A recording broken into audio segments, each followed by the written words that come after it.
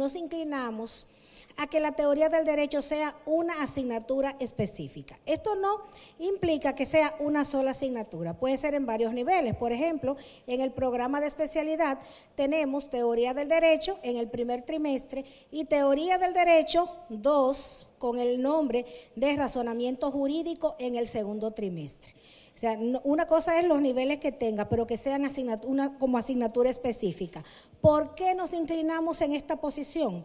Por lo siguiente, porque como se explicaba ayer, nosotros, o sea, partiendo de nuestro contexto, nosotros no tenemos cultura en cuanto a la formación del profesional del derecho en teoría del derecho. Partiendo de eso, entonces, tenemos que comenzar a producir en los estudiantes de derecho o en las personas que ya ingresan a la escuela como participantes del programa de aspirantes o de la especialidad, construir esos conocimientos significativos. La pregunta interesante en verdad es si podemos concebir un mejor sistema y una mejor cultura jurídica con enseñanza formal de estas materias, y a mí me parece que esto es indudable. Ahora, es difícil verificarlo empíricamente porque en realidad no hemos tenido ningún sistema jurídico sin filósofos del derecho y sin teóricos del derecho. Y si uno lo piensa bien, porque claro está, ¿cuál es la buena teoría? Voy a tratar de ir a esa cuestión que es la central y que creo que todavía no hemos discutido mucho sobre ella.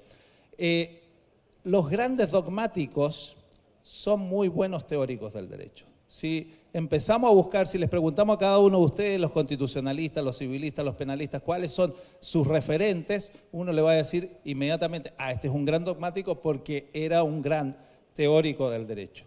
Y yo diría, un buen teórico del derecho, un buen filósofo del derecho, tiene que tener alguna influencia en la práctica. Si no la tiene, yo no lo enseñaría, no lo incluiría en el currículum. Me parece que ese es un criterio, aunque sea pragmático, que pudiera servir para orientar lo que deberíamos hacer. Entonces, entendido que existe una relación desde un punto de vista normativo, sería mejor que existiera, y es mejor que en el currículum esté especificada la materia, teoría del derecho y filosofía del derecho. A mí me parece que ¿dónde poner transversal o específica? Claramente específica. ¿Ustedes enseñarían inglés como asignatura transversal? ¿Ustedes creen que si los profesores, todos los profesores nos pusiéramos de acuerdo y hiciéramos algunas clases en inglés y pasáramos materiales en inglés, eso garantizaría que todos los alumnos van a ser capaces de comunicarse eficazmente en inglés? Obviamente que no, y con el derecho pasa lo mismo. Es un lenguaje técnico, los alumnos tienen que aprender este nuevo lenguaje, y para aprender este nuevo lenguaje hay que introducirlo a algunas reglas básicas, algunos conceptos básicos, a la gramática del derecho, y por ende asignatura específica. No soy especialista en estos temas pedagógicos, reitero, y no entiendo muy bien lo de la transversalidad y la especificidad, pero no me preocupa en ese sentido, porque veo que el debate puede atenderse sin eso. Yo lo que pienso es lo siguiente, yo no creo que todas las materias del derecho ameriten un análisis filosófico teórico en las mismas. Es muy fácil, pienso en a mí me dieron procesal penal 2, ¿no? Procesal laboral 3, ahí no veo un campo, y digo, son materias que a mí no me gustaban mucho, pero ahí no veo un campo filosófico de discusión y me parecería hasta inútil hacerlo.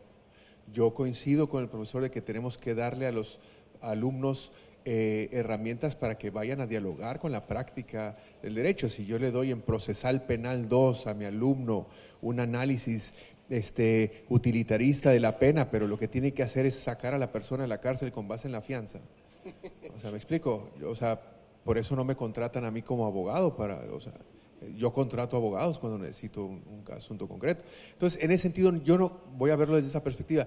Desde mi punto de vista, no todas las materias ameritan una inclusión filosófica importante. Lo voy a ver desde ese punto de vista. Pero la gran mayoría de materias del derecho sí lo ameritan. ¿Me hace eso transversal o no? No lo sé, pero la gran mayoría de materias en el derecho sí lo ameritan, ¿no? El derecho financiero tiene un sustento de moralidad y de ética muy importante en relación a la proporcionalidad y equidad de los impuestos. A mí me hubiese gustado una materia de derecho civil que en relación a los contratos discutiera la analogía, las similitudes y diferencias entre las promesas en términos morales y los contratos, por ejemplo. Un análisis filosófico de la pena me hubiera gustado también en penal general, hasta en el derecho laboral, las relaciones que existen entre los patronos y los trabajadores. ¿Tiene dimensión de moralidad? Por supuesto que sí. Ahí me hubiese gustado un análisis filosófico importante, pero no en todas las materias, porque creo que no lo ameritan absolutamente todas las materias. Ahora, un punto más y con esto termino. Me resisto a que la materia sea independiente, no incluirla en las materias dogmáticas por lo siguiente, porque va a haber una discusión falsa entre el alumno avesado en términos filosóficos, ¿no?, que se lo da el filósofo del derecho, el teórico del derecho, y el dogmático del derecho en ese sentido, ¿no?, el práctico del derecho. Siempre va a haber una falta de comunicación, una barrera importante. Por eso me voy hacia la idea de incluir en las materias que lo ameriten una discusión filosófica, no toda la materia, por supuesto, pero sí un apartado muy interesante filosófico en algunas materias del derecho que lo ameriten para que todos estemos hablando el mismo idioma. Y eso no quita el análisis filosófico duro y puro y general de las materias a lo largo de la licenciatura.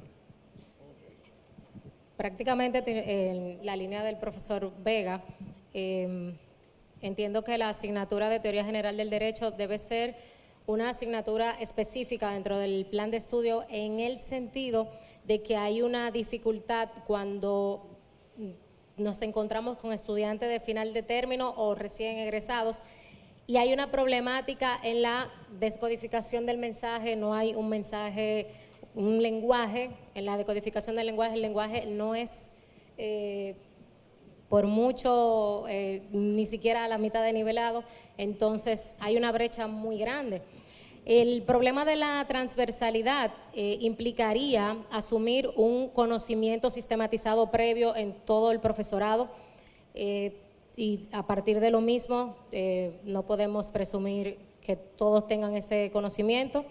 La transversalidad vista desde el punto que explicó el profesor Palacio me parece adecuada, en el sentido de que luego de que la asignatura como materia específica te dé unas competencias cognitivas que permitan en el plan de estudios poder tener unas visiones diferenciadas y que obviamente van a redundar en una mejor formación del jurista, una mejor formación del abogado. Eso va a impactar directamente en la administración de justicia, obviamente, y obviamente en elevar la calidad del entorno social. Mi idea es que debe ocupar un lugar específico y a su vez también ser transversal. ¿Cómo se entiende esto? Tengo que necesariamente aclarar, me traiciona mi costado pedagógico, tengo que aclarar para opinar si algo es transversal o separado. Tengo que aclarar cuál es la posición sobre las teorías curriculares a las que adhiero. Adhiero a la teoría curricular mayoritaria en el ámbito de la educación, que considera que el currículum no es el currículum formal que está volcado en los documentos de los planes de estudios, sino que comprende el currículum oculto, constituido por las prácticas no explícitas, y que comprende todos los procedimientos de la enseñanza que suceden no adentro del aula, sino adentro de una institución educativa. Sentado esto, digo por qué pienso que tiene que estar, por la relevancia de una serie de aspectos que hacen a la actividad de los operadores jurídicos, tiene que tener un lugar específico.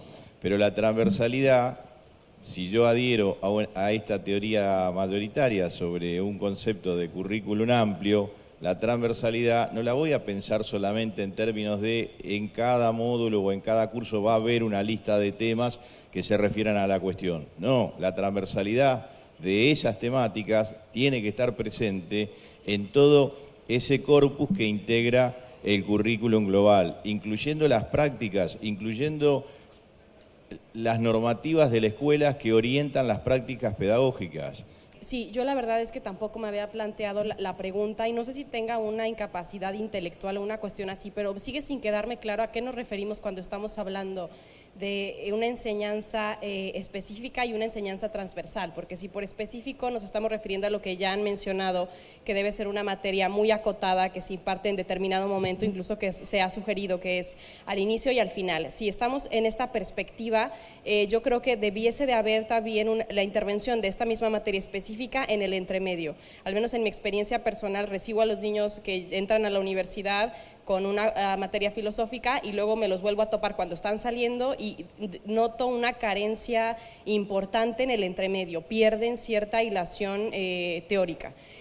Si estamos refiriéndonos a la transversalidad, como la comenta el doctor, creo que me decantaría más por esta visión, porque me parece más inclusiva. Si hablamos de una transversalidad que incluye un diseño curricular en el que no solamente es necesario que los profesores asuman ciertos elementos dentro de cada materia integrados a la teoría general del derecho, sino que se vea como con una visión holística el diseño curricular para formar al abogado, entonces me parece más atractiva la transversalidad.